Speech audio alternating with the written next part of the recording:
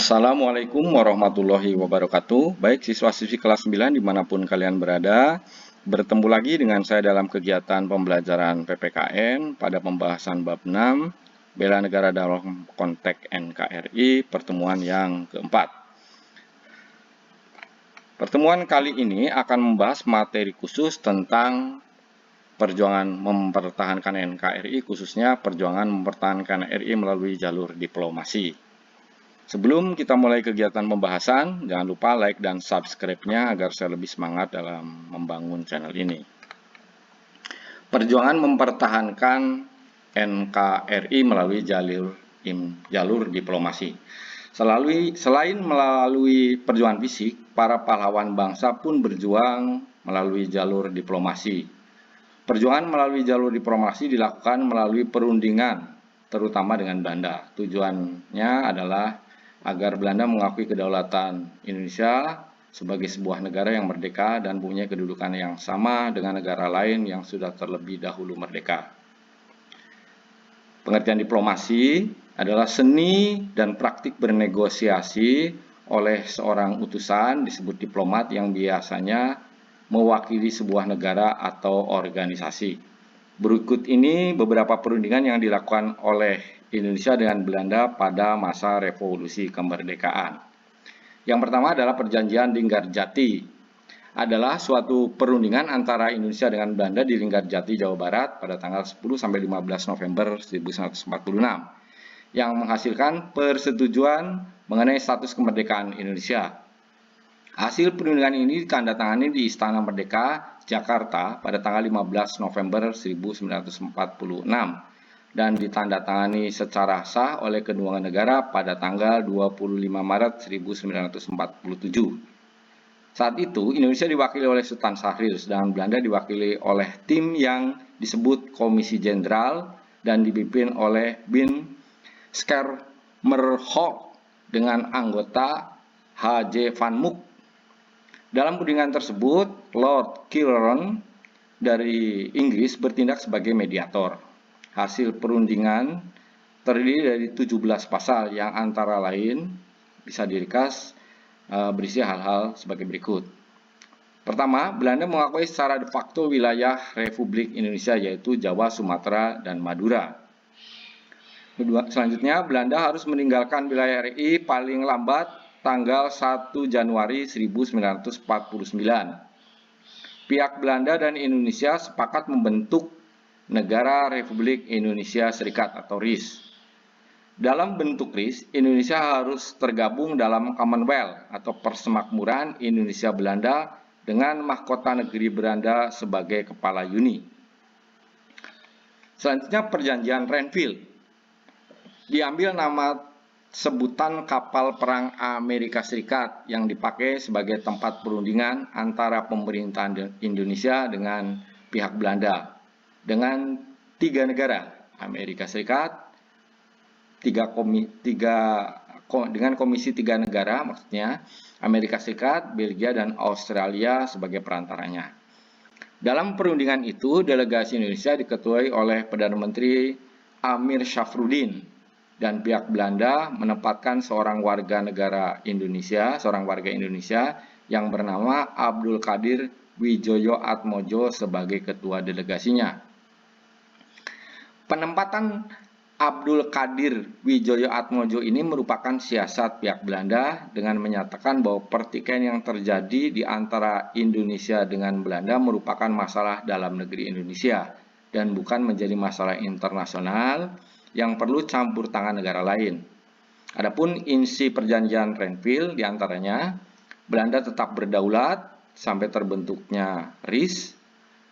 Republik Indonesia sejajar kedudukannya dalam Uni Indonesia Belanda.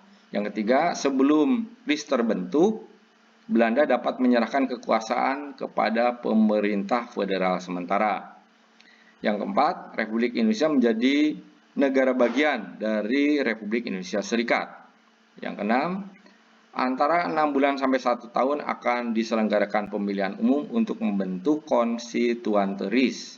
Yang terakhir, tentara Indonesia di daerah pendudukan Belanda atau daerah kantong harus berpindah ke daerah Republik Indonesia. Perjanjian Renville berhasil ditandatangani oleh kedua belah pihak pada tanggal 17 Januari 1948. Perjanjian ini menyebabkan kedudukan Republik Indonesia semakin tersudut dan daerahnya semakin sempit. Hal ini merupakan akibat dari diakuinya garis Van Mook sebagai garis perbatasan baru hasil agresi militer Belanda I.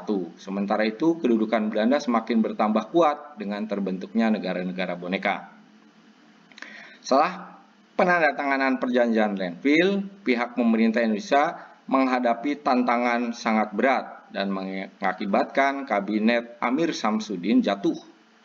Kabinet Amir Samsudin kemudian digantikan oleh Kabinet Hatta. Namun, di bawah pemerintahan Hatta muncul banyak rongrongan dan salah satunya dilakukan oleh bekas Perdana Menteri Amir Samsudin dengan organisasinya yang bernama Front Demokrasi Rakyat.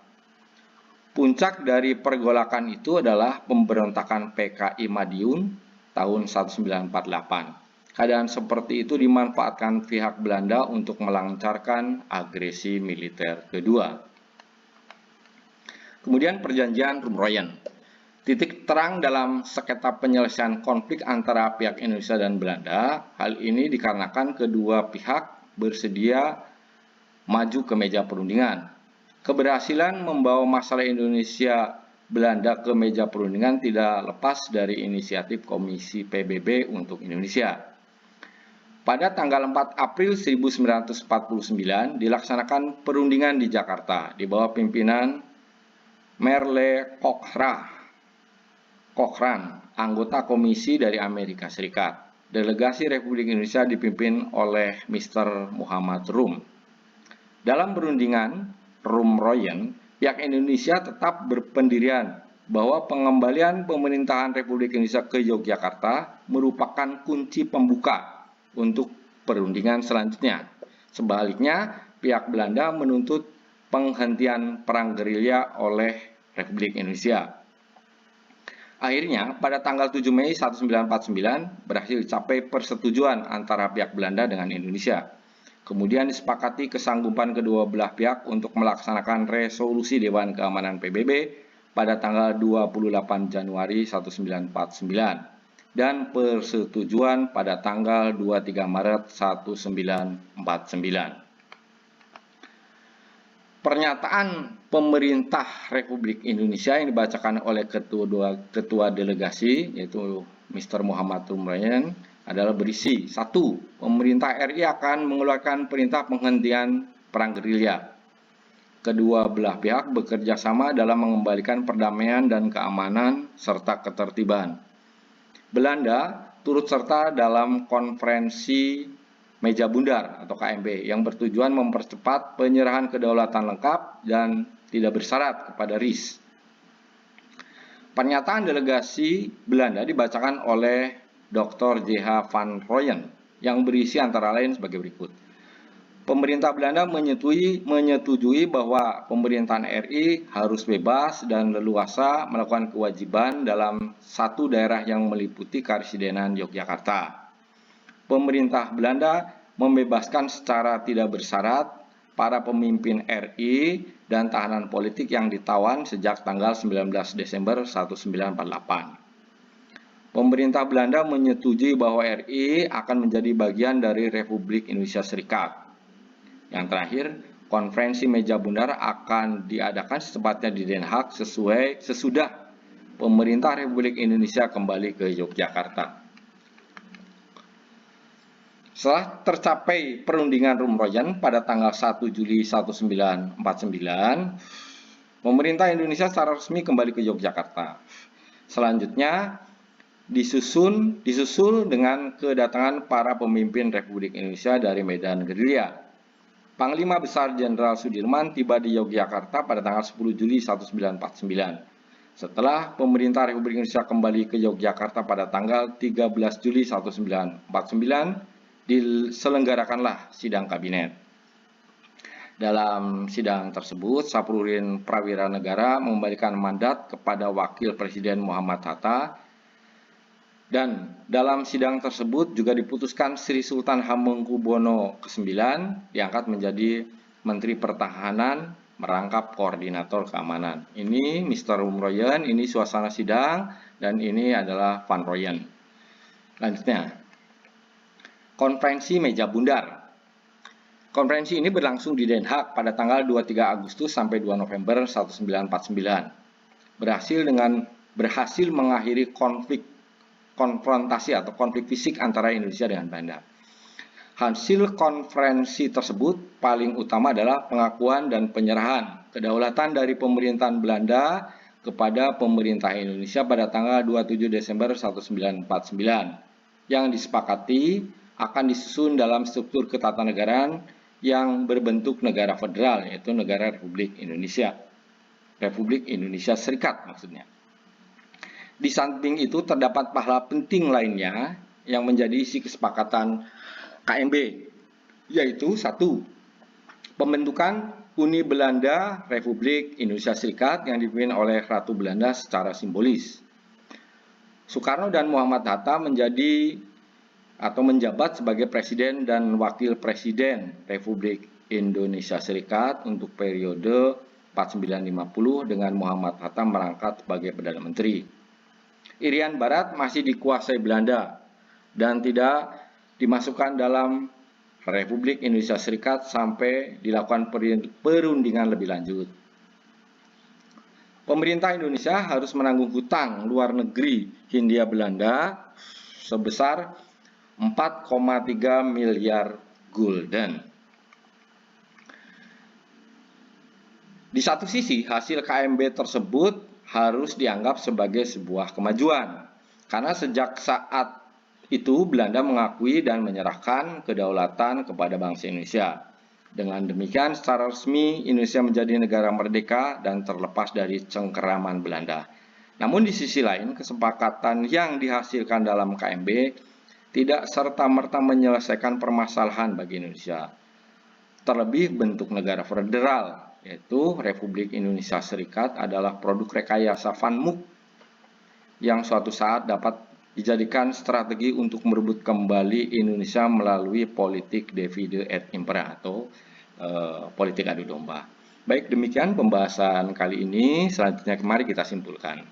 Ini kesimpulannya. Yang pertama, bahwa dalam menghadapi penjajah Belanda, selain melalui perjuangan fisik, para pahlawan bangsa pun berjuang melalui jalur diplomasi.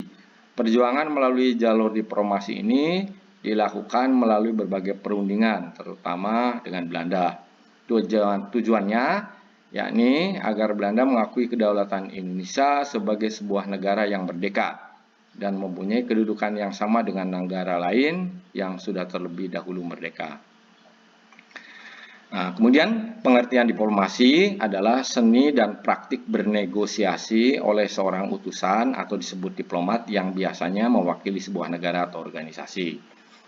Beberapa bentuk perjuangan melalui jalur diplomasi yang dilakukan adalah terdiri dari perjanjian Digarjati, perjanjian Renville, perundingan Rumroyen, dan yang terakhir adalah konferensi meja bundar. Baik, itu kesimpulan pertemuan kali ini. Nah, ini ada tugas setelah menyimak penjelasan tadi sebagai bahan latihan dan untuk lebih memahami serta mengukur tingkat pemahaman terhadap materi pertemuan ini, silakan kalian kerjakan. Ini nama peristiwanya, silakan kalian jabarkan sejarah singkat sebagai ringkasan materinya. Demikian pertemuan ini saya akhiri. Terima kasih atas perhatiannya dan semoga bermanfaat. Amin. Wassalamualaikum warahmatullahi wabarakatuh.